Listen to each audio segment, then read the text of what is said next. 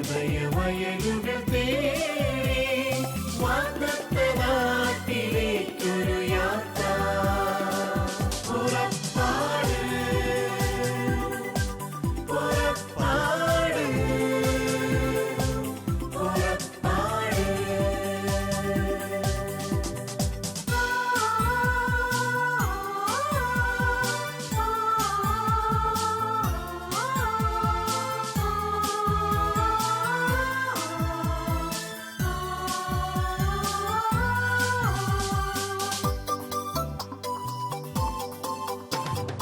ഇസ്രായേലിനെ മോശ നയിച്ചതുപോലെ മിശിഹാനാഥൻ നമ്മെ നയിക്കും യാത്ര. ഇസ്രായേലിനെ മോശ നയിച്ചതുപോലെ മിശിഹാനാഥൻ നമ്മെ നയിക്കും യാത്ര. മരുഭൂച്ചൂടിൽ തളരും മനസ്സുകളിൽ സ്നേഹത്തെളിനീർ പെയ്തിറങ്ങും യാത്ര. പുറപ്പാട് പുറപ്പാട്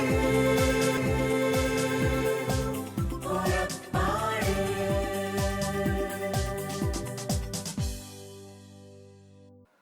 പ്രൈസ് ദി ലോർഡ്. ഷാലോം ടിവിയുടെ മാന്യപ്രേക്ഷകർക്ക് പുറപ്പാടിൻ്റെ ഇന്നത്തെ എപ്പിസോഡിലേക്ക് സ്വാഗതം. ദുബായ് സെയിൻറ്റ് മേരീസ് ദേവാലയത്തിൻ്റെ കീഴിൽ പ്രവർത്തിക്കുന്ന 22ഓളം സോണൽ കൂട്ടായ്മകളിൽ വളരെ ശക്തമായി തന്നെ പ്രവർത്തിക്കുന്ന കിസൈസിലെ ലിറ്റിൽ ഫോർ പ്രെയർ കൂട്ടായ്മയാണ് ഇന്ന് നിങ്ങളുടെ മുമ്പിൽ ഞാൻ പരിചയപ്പെടുത്തുന്നത്. ഈ പ്രെയർ കൂട്ടായ്മയുടെ ആദ്യകാല സാരഥിയും ആദ്യകാലത്തിൽ വളരെ ശക്തമായി പ്രവർത്തിച്ചിരുന്നതും ഇപ്പോഴത്തെ കാലഘട്ടത്തിലും പ്രവർത്തിക്കുന്നതുമായ ഏതാനും വ്യക്തികളെ ആദ്യമേ നമുക്കൊന്ന് പരിചയപ്പെടാം. Mister Gilbert D'Silva, mister Roy Mathew and mister Xavier കെയർ. Gilbert brother, little for prayer കൂട്ടായ്മയുടെ ആദ്യകാലം മുതൽ ഇതിൻ്റെ സ്ഥാപകരിൽ ഒരാളും ആ കാലം മുതലേ ഇതിൽ സജീവമായി പ്രവർത്തിച്ചിരുന്ന താങ്കൾ ഈ പ്രെയർ കൂട്ടായ്മയുടെ ആദ്യ കാലഘട്ടത്തിലെ പ്രവർത്തന ശൈലിയും അതിനുള്ള അനുഭവങ്ങളെയും കുറിച്ച് നമ്മുടെ പ്രേക്ഷകരുടെ മുമ്പിൽ ഒന്ന് വിശദീകരിക്കാമോ? ആദ്യമായി ഞാൻ ദുബായിൽ വരുമ്പോൾ പ്രാർത്ഥന എന്താണെന്നും പ്രാർത്ഥനയെപ്പറ്റി ഒരു പരിചയമില്ലായിരുന്നു. വിദേശിയായി ഇവിടെ വന്നപ്പോൾ പലപ്പോഴും ജീവിതം വഴിമുട്ടുന്ന പല അവസ്ഥകളും ഉണ്ടായിട്ടുണ്ട്. അപ്പോഴെല്ലാം എന്നെ പിടിച്ചു നിർത്തിയത് ഒരു പ്രാർത്ഥന അനുഭവം തന്നെയാണ്. നാട്ടിൽ ധ്യാനം കൂടി 1990കളിൽ ഇവിടെ വരുമ്പോൾ ആരും സഹായിക്കാനില്ലാതെ ഒരു പ്രാർത്ഥന സമൂഹം അന്വേഷിച്ച് നടക്കുമ്പോൾ പലരോടും ഞാൻ ചോദിച്ചു, ഒരു പ്രാർത്ഥന സമൂഹത്തിൽ എനിക്ക് പോകണം എന്ന് പറഞ്ഞപ്പോഴെല്ലാം പലരും എന്നെ പരിചയപ്പെടുത്തിയത് ജോസഫ് ചേറ്റുപുഴയുടെ നേതൃത്വത്തിൽ, റോയ് സഹോദരൻ്റെ നേതൃത്വത്തിൽ ഇവിടെ പ്രാർത്ഥന സമൂഹം പ്രാർത്ഥന നടക്കുന്നുണ്ട്. അപ്പോഴെൻ്റെ മനസ്സ് വളരെയധികം സന്തോഷിച്ചു. ഞാൻ വളരെ ആഗ്രഹിച്ച് ആ പ്രാർത്ഥനകളിൽ പങ്കെടുക്കാൻ തുടങ്ങി. പരിമിതിയും വീടുകളുടെ പരിമിതിയും സാധാരണക്കാർക്ക് പ്രാർത്ഥിക്കാനുള്ള സ്ഥലവും കിട്ടാതെ വിഷമിക്കുന്ന സമയത്ത് ചുരുക്കം വീടുകൾ മാത്രം ഉണ്ടായിരുന്നുള്ളൂ. അന്ന് 4-5 ഭവനങ്ങളാണ് ആദ്യം പ്രാർത്ഥന തുടങ്ങിയത്. എങ്കിലും ഇനിയും യേശുവിനെ ഞങ്ങൾക്ക് എല്ലാവർക്കും പകർന്നു കൊടുക്കണം എന്നുള്ളൊരു മനോഭാവം ഹൃദയത്തിലുള്ളതുകൊണ്ട് പല കുടുംബങ്ങളിലും പോയി മുട്ടി, പല കഥകളും തുറന്നു തന്നില്ല. പ്രാർത്ഥനയ്ക്കാണെങ്കിൽ ഇവിടെ ആരും വരണ്ട എന്ന് വരെ പറഞ്ഞ അവസ്ഥയിൽ ഹൃദയം നൊന്ത അവസ്ഥകളുണ്ടായിരുന്നു. എങ്കിലും ഞാനും എൻ്റെ ഭാര്യയും പല ഭവനങ്ങളും ഒരുമിച്ച് കൂടിയിരുന്ന് പിന്നെയും പ്രാർത്ഥിച്ചു. പ്രാർത്ഥനയുടെ അടിസ്ഥാനത്തിൽ കുടുംബത്തിൽ സമാധാനം, സന്തോഷം എല്ലാം അനുഭവിക്കാൻ കഴിഞ്ഞു. ഈ ഒരു സന്തോഷം പലർക്കും ഞങ്ങൾ പകർന്നു കൊടുത്തു. അപ്പോൾ ഓരോ സമൂഹങ്ങൾ ഓരോരുത്തരായി വീണ്ടും ഞങ്ങൾക്ക് ഒരു വാതിലുകൾ തുറന്നു തരുന്ന അനുഭവമാണ് ഉണ്ടായത്. ഇന്നിതാ ഒരു സമൂഹം വളർന്നു കൊണ്ടിരിക്കുന്ന ഒരവസ്ഥയിൽ ഗിസൈസിൽ ഇപ്പോഴും വലിയ ഭവനങ്ങളിൽ വെച്ചാലും കവിഞ്ഞൊഴുകുന്ന അവസ്ഥ, ആ ഒരു അവസ്ഥയിലേക്ക് വന്നു. എൻ്റെ ജീവിതാനുഭവത്തിൽ തന്നെ എനിക്ക് പറയാൻ കഴിയും, പ്രാർത്ഥനയിൽ വന്നുകൊണ്ട് തിക്തമായ അനുഭവത്തിലൂടെ പോകുമ്പോഴെല്ലാം എനിക്ക് പിടിച്ചു നിൽക്കാൻ കരുത്ത് കിട്ടിയത് ഈ പ്രാർത്ഥനയിലൂടെയാണ്. തിക്തമായ അനുഭവങ്ങൾ എന്ന് പറയുമ്പോൾ ഏതെങ്കിലും ഒരെണ്ണമെന്ന് വിശദീകരിക്കാമോ? ഞാൻ പറഞ്ഞാൽ എൻ്റെ ജീവിത സാക്ഷ്യം തന്നെ ഞാൻ പറയാം. എൻ്റെ ഭാര്യ പെട്ടെന്ന് മരിച്ചപ്പോൾ, ഈ ലോകത്തിൽ നിന്ന് വിട പറഞ്ഞപ്പോൾ, ജീവിതത്തിൽ എന്ത് ചെയ്യണമെന്ന് ഒരു എത്തും പിടിയും കിട്ടാതെ ഇരിക്കുകയായിരുന്നു. ഹൃദയം തളർന്നു, മനസ്സ് തളർന്നു. എങ്കിലും യേശുവിലുള്ള വിശ്വാസം, പ്രാർത്ഥനയിലെ ഓരോ മക്കളും, ഓരോ സഹോദരങ്ങളും, ഓരോ ഭവനങ്ങളും എനിക്ക് സ്വന്തം ഭവനങ്ങളെ പോലെ കരുതി എനിക്ക് ആശ്വാസം തന്നു. ആ ഒരു ആശ്വാസത്തിൽ യേശു എൻ്റെ കൂടെയുണ്ട്, എനിക്ക് മക്കളുണ്ട്, എനിക്ക് ഉള്ള സഹോദരങ്ങളുണ്ട്, എനിക്ക് ആരൊക്കെയോ ഉണ്ടെന്നുള്ള തോന്നൽ എനിക്ക് പിടിച്ചു നിൽക്കാൻ പറ്റി. ഇതൊരു ഭയങ്കര അനുഭവമായി ഇന്നും ഞാൻ എൻ്റെ ജീവിതത്തിൽ കൊണ്ട് നടക്കുന്നുണ്ട്. Praise the Lord. ആദ്യ കാലത്തെപ്പറ്റി നമ്മൾ ഇപ്പോൾ കേട്ടു. ഇത് കഴിഞ്ഞ് 25ഓളം വർഷം മുമ്പാണ് ഈ കൂട്ടായ്മ തുടങ്ങിയതെന്ന് ഗിൽബർട്ട് ബ്രദറിൽ നിന്ന് നമ്മളിപ്പോൾ അറിഞ്ഞു. ഈ 25 വർഷത്തിന് ശേഷം ഇപ്പോൾ ജോയിൻറ്റ് കോർഡിനേറ്ററായിട്ടിരിക്കുന്ന താങ്കൾ ഇപ്പോഴത്തെ നമ്മുടെ ഗ്രൂപ്പിൻ്റെ ആ പ്രാർത്ഥനാ കൂട്ടായ്മ എങ്ങനെ പോകുന്നു, ഇതുമൂലം ഇവിടുത്തെ സമൂഹത്തിന് എന്ത് ഗുണം കിട്ടുന്നു എന്നുള്ളതിനെപ്പറ്റി ഒന്ന് വിശദീകരിക്കാമോ? സങ്കീർത്തനം 133 പറയുന്നു, സഹോദരർ ഏക മനസ്സായി ഒരുമിച്ച് വസിക്കുന്നത് എത്ര വിശിഷ്ടവും സന്തോഷകരവുമാണ്. കൂട്ടായ്മ എന്ന് പറയുമ്പോൾ അതുപോലെയാണ്. ഇവിടെ മിസ്റ്റർ ഗിൽബർട്ട് ബ്രദർ പറഞ്ഞതുപോലെ വളരെ പരിമിതമായ സാഹചര്യത്തിൽ ആരംഭിച്ച് പലരുടെയും പ്രാർത്ഥനയുടെയും പരസ്പരമുള്ള ഐക്യം, സ്നേഹം, ഇവയുടെയൊക്കെ ഫലമായിട്ട് ഈ ശുശ്രൂഷ വളർന്നു വലുതായി ഇന്നൊരു വലിയ ശുശ്രൂഷയായി തീർന്നു. സ്ഥലപരിമിതം മൂലവും സാഹചര്യങ്ങളുടെ സമ്മർദ്ദം മൂലവും ആ കൂട്ടായ്മ ഇന്ന് 2 ശുശ്രൂഷകളായിട്ട് എല്ലാ ആഴ്ചയിലും അത് ശുശ്രൂഷ നടത്തപ്പെടുന്നു. എല്ലാ ആഴ്ചയിലും വചനപ്രഘോഷണത്തിലൂടെയും പ്രൈസ് ആൻഡ് വർഷിപ്പിലൂടെയും അനേകം ആളുകളെ ദൈവത്തിലേക്ക് അടുപ്പിക്കാൻ ഈ കൂട്ടായ്മയിലൂടെ നമുക്കിപ്പം സാധിക്കുന്നുണ്ട്. അതുപോലെ തന്നെ നമ്മുടെ കൂട്ടായ്മയിലെ ഓരോ ചെറിയ ചെറിയ ആവശ്യങ്ങൾ പോലും നമ്മൾക്ക് വേണ്ടി പങ്കുവയ്ക്കുവാനും പ്രാർത്ഥിക്കുവാനും സ്വന്തം അപ്പനെ പോലെ, അമ്മയെ പോലെ, സഹോദരങ്ങളെ പോലെ കണ്ട് നമ്മുടെ ഓരോ അവസ്ഥകളിൽ ഇടപെടാൻ പറ്റുന്ന ഒരു നല്ല ഒരു കൂട്ടായ്മ, ഒരു പ്രാർത്ഥന കൂട്ടായ്മ അവിടെ നടക്കുന്നു എന്നുള്ളതാണ് അതിലെ ഏറ്റവും വലിയ കാരണം. അതുപോലെ തന്നെ പലതരം വിവിധ തരത്തിലുള്ള മിനിസ്ട്രികൾ പ്രവർത്തിക്കുന്നുണ്ട്. അതിലെ ഏറ്റവും പറയപ്പെട്ടതായിട്ടുള്ള ഒന്ന് എന്ന് പറയുന്നത് കുട്ടികൾക്കായിട്ടുള്ള ക്രിസ്ത്യൻ മിനിസ്ട്രിയാണ്. വളർന്നു വരുന്ന തലമുറയ്ക്ക് ആ ദൈവത്തെ ഈ മിനിസ്ട്രിയിലൂടെ പകർന്നു കൊടുക്കുവാനും ഈ കുഞ്ഞുങ്ങൾ എവിടെ പോയാലും ആ വിശ്വാസത്തിൽ ഉറച്ചു നിൽക്കുവാൻ, ആ ഈശോയെ പകർന്നു കൊടുക്കുവാനും വചനം പങ്കുവെക്കുവാനും ഈ തിന്മ നിറഞ്ഞ ഈ ലോകത്തിലേക്ക്, പാപത്തിലേക്കൊക്കെ വഴുതി വീഴുന്ന ഈ അവസ്ഥകളിൽ ഈ കുഞ്ഞുങ്ങളെ നേരായ വഴിയിലേക്ക് ദൈവവിശ്വാസത്തിലൂടെ, വിശുദ്ധിയിലൂടെ വളരുവാൻ തക്കവണ്ണം ഒരു വലിയ പ്രാർത്ഥന സഹായം ആ മിനിസ്ട്രിയിൽ കൂടെ നടക്കുന്നു. നമ്മുടെ മിനിസ്ട്രിയിൽ നിന്ന് ഉപരിപഠനത്തിനായിട്ട് വിദേശത്ത് പോയിരിക്കുന്ന ആ കുഞ്ഞുങ്ങൾ, അവർ ഇന്ന് അവിടെ ശുശ്രൂഷകളൊക്കെയും നടത്തുകയും അവരുടെ ആ കൂട്ടായിട്ടുള്ള അവരുടെ കൂട്ടുപ്രവർത്തനങ്ങൾ വഴി തെറ്റായ രീതിയിലേക്ക് വഴുതി വീഴുന്ന ആ കുഞ്ഞുങ്ങളെ ഒക്കെയും കൂടുതലായി അവരെ നല്ല രീതിയിലേക്ക് ദൈവത്തിലേക്ക് അടുപ്പിക്കുവാനും നല്ല കുഞ്ഞുങ്ങളാക്കി തീർക്കുവാനും ഒക്കെ സാധിക്കുന്നു. അതുപോലെ തന്നെ life in the spirit seminars, retreats ഇവയ്ക്കെയും മൂലം ഈ കുഞ്ഞുങ്ങൾ ഇന്ന് സ്വന്തമായിട്ട് പ്രെയർ ഒക്കെ ലീഡ് ചെയ്യുവാനായിട്ട് പ്രാപ്തരായിരിക്കുന്നു. അതുപോലെ ഇന്ന് ലോകത്തൊക്കെ മാധ്യമങ്ങൾ തെറ്റായ രീതിയിലേക്ക് പോകുമ്പോൾ വാട്സപ്പ് മുഖേന നമുക്ക് പ്രെയർ റിക്വസ്റ്റുകളും നല്ല നല്ല മെസ്സേജസുകളും ഒക്കെയും നമുക്ക് ഈ കുഞ്ഞുങ്ങൾക്ക് പകർന്നു കൊടുക്കുവാനും അതുപോലെ ദൈവത്തിലേക്ക് കൂടുതൽ അടുക്കുവാൻ തക്കവണ്ണം ഇതിലൂടെയൊക്കെ നമുക്ക് സാധിക്കുന്നുണ്ട്. സമൂഹത്തിന് വേണ്ടി, സഭയ്ക്ക് വേണ്ടി, വൈദികർക്ക് വേണ്ടി, ശുശ്രൂഷകൾക്ക് വേണ്ടിയൊക്കെയും പ്രാർത്ഥിക്കുന്ന ഒരു മധ്യസ്ഥ പ്രാർത്ഥന ഗ്രൂപ്പ് വളരെ ശക്തമായി ഇതിൻ്റെ പിന്നിൽ പ്രവർത്തിക്കുന്നുണ്ട്. ഓരോ സമൂഹത്തിലെ അതുപോലെ തന്നെ കൂട്ടായ്മയിലെ ഒരു വ്യക്തിയുടെ ഒരു ഫാമിലിയുടെ ഒരു പ്രശ്നം വരുമ്പോൾ അത് പങ്കുവെക്കുവാനും അവർക്ക് ഒരേ മനസ്സോടുകൂടെ ഇരുന്ന് ദൈവസന്നിധിയിൽ നിന്ന് പ്രാർത്ഥിച്ച് അതിനൊക്കെ ഒത്തിരി അത്ഭുതങ്ങളും അടയാളങ്ങളും നിരന്തരം അവിടെ നടന്നുകൊണ്ടിരിക്കുകയാണ്. അതായത് താങ്കൾ പറഞ്ഞതനുസരിച്ച് ഇവിടെ ക്രിസ്ത്യനിൽ കൂടെ നല്ലൊരു ഫൗണ്ടേഷൻ കുട്ടികൾക്ക് കൊടുക്കുകയും അതുമൂലമാണ് അവർ ഉപരിപഠനത്തിന് മറ്റു സ്ഥലങ്ങളിൽ ചെന്നപ്പോഴും തെറ്റായ മാർഗത്തിലോട്ട് വഴുതി വീഴാതെയും മറ്റുള്ളവരെ കൂടെ ദൈവത്തിലേക്ക് കൊണ്ടുവരുന്ന ഒരു രീതിയിലുള്ള പ്രവർത്തനത്തിന് അവരെ ഹെൽപ്പ് ചെയ്തതും നമ്മുടെ ഇവിടെ ആ ക്രിസ്ത്യനിൽ കൂടെ അവർക്ക് കിട്ടിയ ആ ഒരു ഫൗണ്ടേഷനാണ്. അതെ, അവർക്ക് കിട്ടിയ അവരുടെ അടിത്തറ എന്ന് പറഞ്ഞാൽ ക്രിസ്ത്യനിൽ കൂടി നമ്മൾ വളരെ അത് അവർക്ക് പങ്കുകൊടുക്കുവാൻ, ദൈവത്തെ അറിയുവാൻ, അവരിലൂടെ മറ്റുള്ളവരെ ദൈവത്തിലേക്ക് നേടുവാൻ, തെറ്റായ രീതിയിലേക്ക് പോകുന്ന കുഞ്ഞുങ്ങളെ നേരാ വഴിയിലേക്ക് കൊണ്ടുവരാനൊക്കെ നമ്മുടെ ഈ കുഞ്ഞുങ്ങൾക്ക് സാധിക്കുന്നു എന്നുള്ളത് വലിയൊരു അനുഭവമാണ്. ആത്മീകമായിട്ടുള്ള വളർച്ചയ്ക്ക് ആവശ്യമായിട്ടുള്ള life in the spirit seminars, Bible quiz, Bible studies, അതുപോലെ തിയോളജി ക്ലാസ്സസ്, ഇതിലൊക്കെ നമ്മുടെ കൂട്ടായ്മയിലൂടെ ഒത്തിരി ആൾക്കാർ പങ്കെടുക്കുവാനും ദൈവത്തെ കൂടുതൽ അറിയുവാനും അതിലൂടെ അവരുടെയൊക്കെയും കുടുംബത്തിലും ഒക്കെ ശാശ്വതമായ ശാന്തിയും സമാധാനങ്ങളും ഒക്കെ ദൈവത്തിലൂടെ പ്രാപിക്കുവാൻ സാധിക്കുന്നു. ഭൗതികവും ആത്മീകവുമായ രീതിയിൽ പരസ്പരം സഹായിക്കുന്ന ഇതുപോലുള്ള കൂട്ടായ്മകൾ നമ്മുടെ സമൂഹത്തിന് തന്നെ ഒരു നല്ല മാതൃകയാണ്. Praise the Lord. ഇനി ജോസാൻ ബ്രദറിനോടാണ് എനിക്കൊരു ചോദ്യം ചോദിക്കാനുള്ളത്. താങ്കൾ ഇപ്പം മധ്യസ്ഥ പ്രാർത്ഥന മിനിസ്ട്രിയുമായിട്ട് ശക്തമായിട്ടൊക്കെ പ്രവർത്തിക്കുന്ന ഒരു വ്യക്തിയാണ്. ഗിൽബർട്ട് ബ്രദർ പറഞ്ഞതുപോലെ ഈ കൂട്ടായ്മയുടെ വളർച്ച സംഭവിച്ചത് മാറിയിരുന്ന് ഭാര്യയും ഭർത്താവും മക്കളും ഒന്നിച്ചിരുന്ന് പ്രാർത്ഥിച്ചു. അവരുടെ കൂടെ മറ്റു കുടുംബങ്ങളും ഒന്നിച്ചിരുന്ന് പ്രാർത്ഥിച്ചു.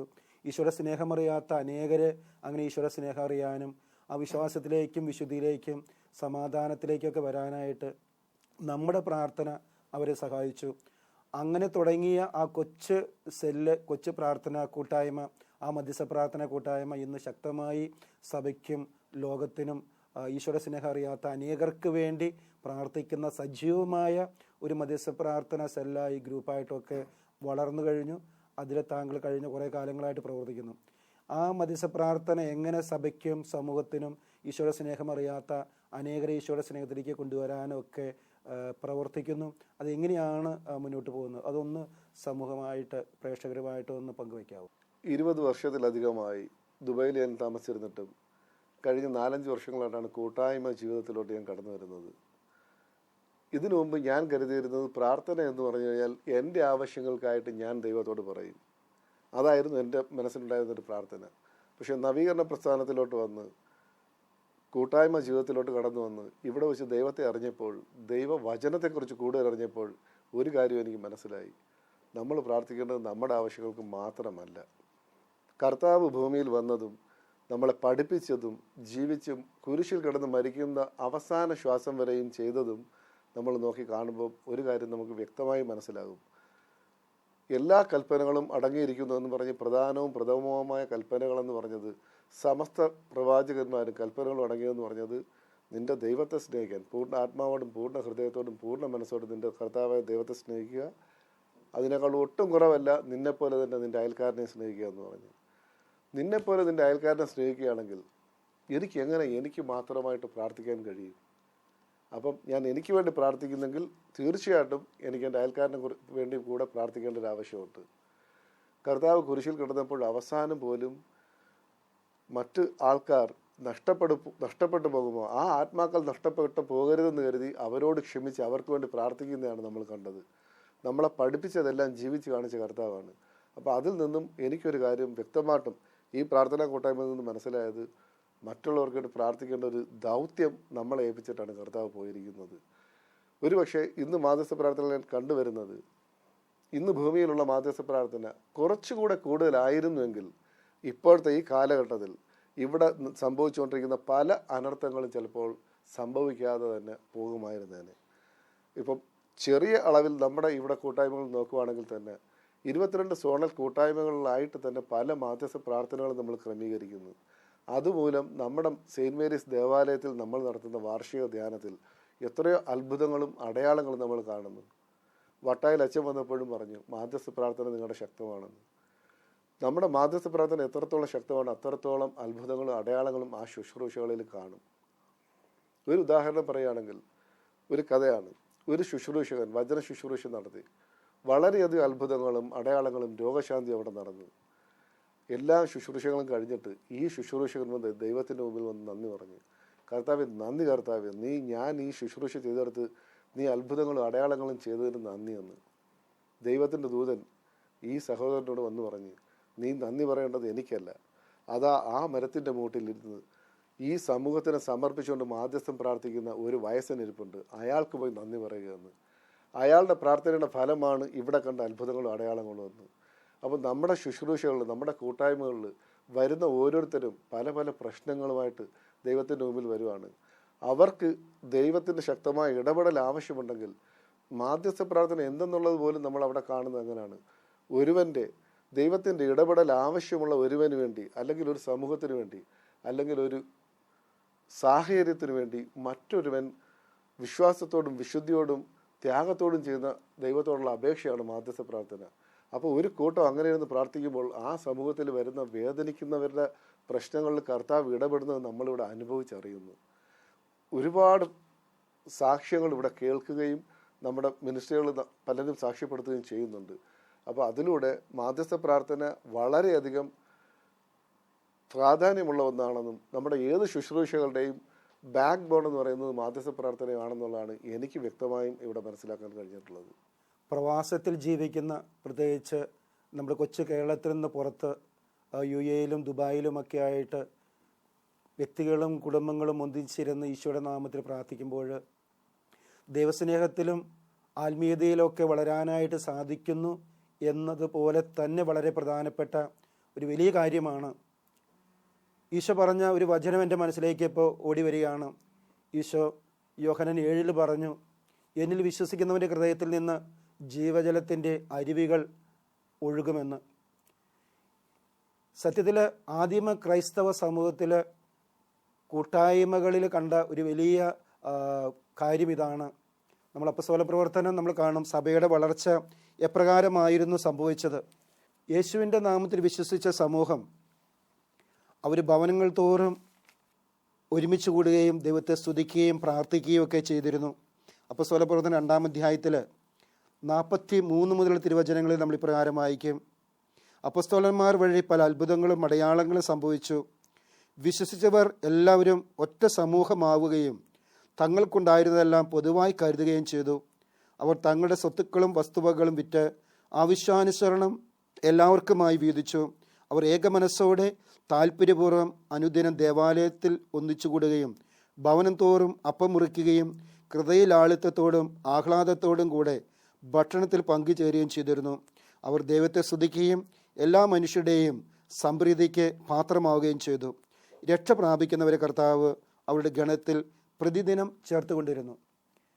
പ്രവാസത്തിൽ ജീവിക്കുന്ന UAE-യും ദുബായും മറ്റ് രാജ്യങ്ങളിലുമൊക്കെ നടക്കുന്ന പ്രാർത്ഥനാ കൂട്ടായ്മകളിൽ, പ്രത്യേകിച്ച് ദുബായിലെ ഈ കൂട്ടായ്മകളിൽ കഴിഞ്ഞ 10-23 വർഷം കണ്ട ഒരു വലിയ നന്മ എന്ന് പറയുന്നത്, ഇവിടെ ആത്മീയതയിൽ ഈശോയുടെ സ്നേഹത്തിൽ വളരാനായിട്ട് സാധിക്കുന്നു എന്നതുപോലെ തന്നെ വളരെ പ്രധാനപ്പെട്ടതാണ് ആദിമ ക്രൈസ്തവ സമൂഹത്തിൻ്റെ ആ ചൈതന്യം ഉൾക്കൊണ്ടുകൊണ്ട് വേദനിക്കുന്നവരുടെ ആ വേദനയിൽ പങ്കുപറ്റാനും കണ്ണുനീരൊഴുക്കുന്നവൻ്റെ കണ്ണുനീരൊപ്പാനും ഈശോ പറഞ്ഞതുപോലെ ആ ദൈവത്തിൻ്റെ സ്നേഹം പരസ്നേഹമായിട്ട് മാറ്റാനായിട്ടുള്ള ഒരു വലിയ നന്മ ഇന്ന് കൂട്ടായ്മയിൽ കാണുന്നു.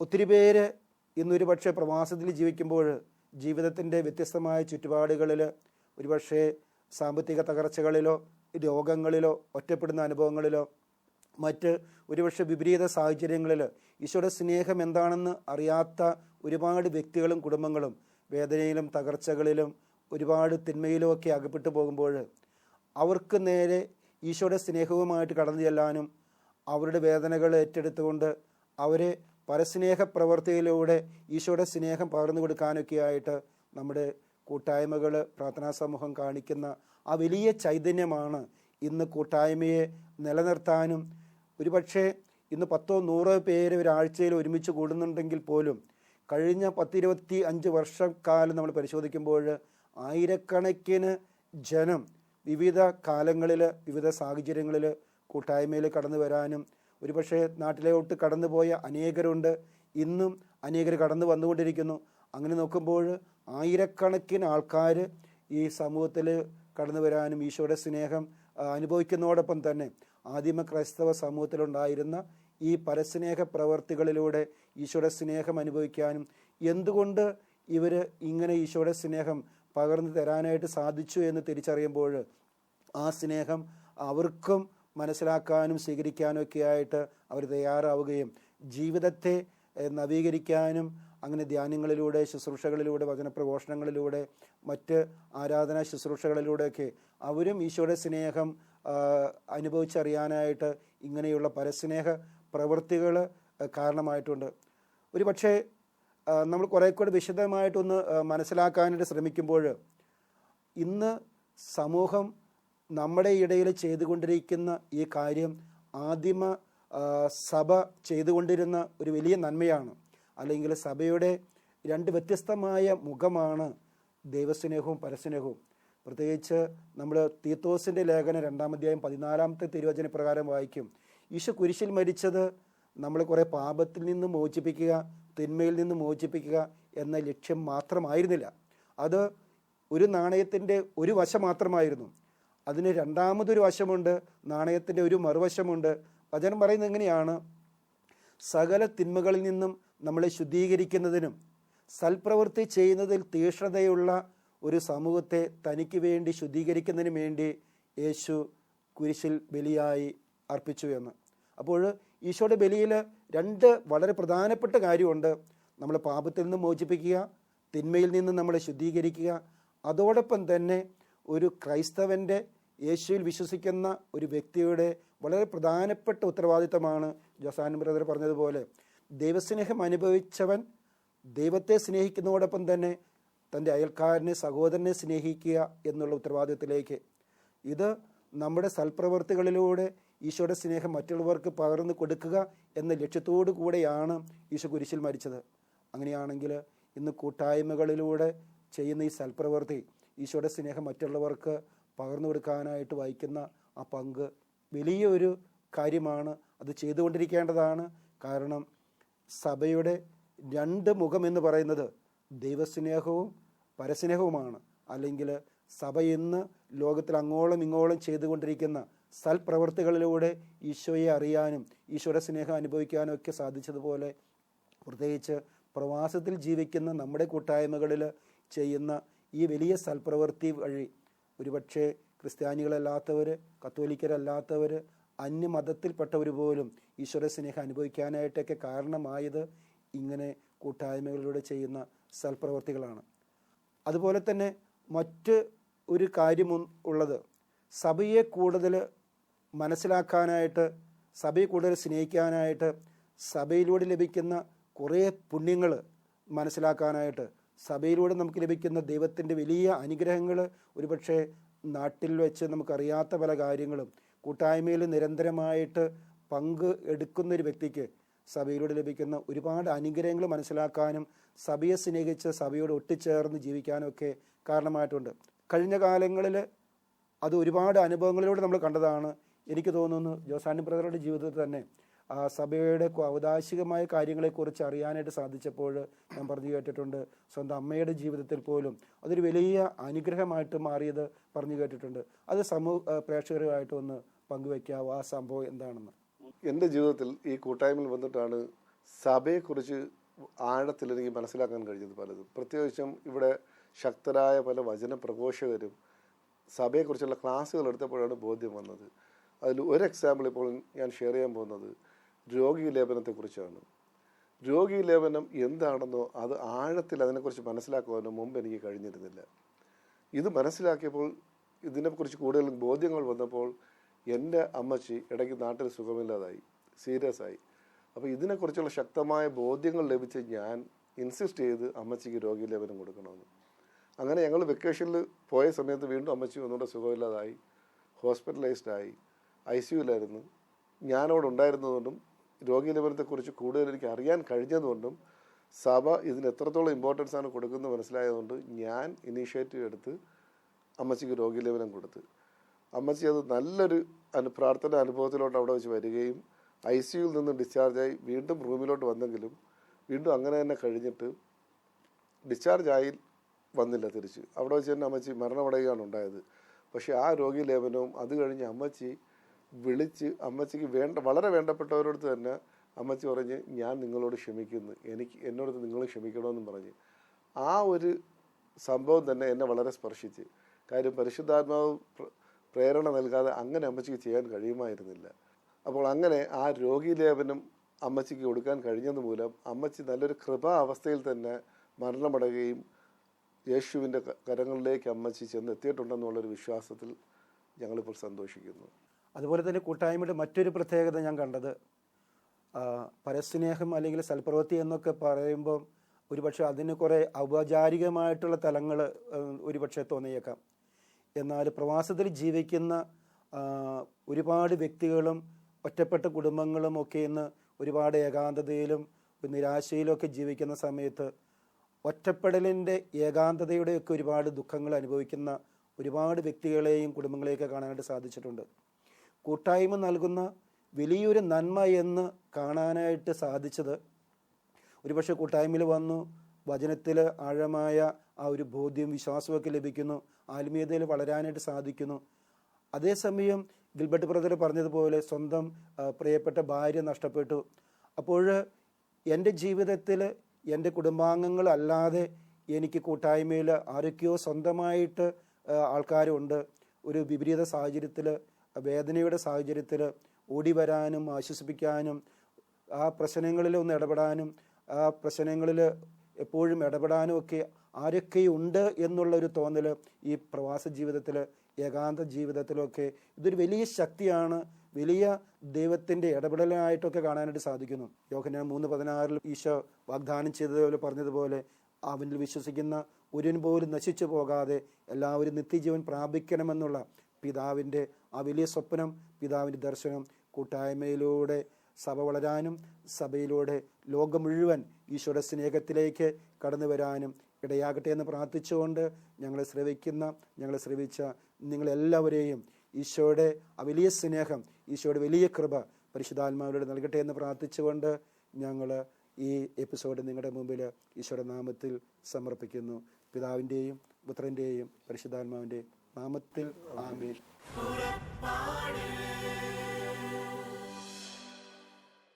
ഈ പ്രോഗ്രാമിനെ കുറിച്ചുള്ള നിങ്ങളുടെ വിലയേറിയ അഭിപ്രായങ്ങളും നിർദ്ദേശങ്ങളും ഇമെയിലിലൂടെ ഞങ്ങളെ അറിയിക്കുക.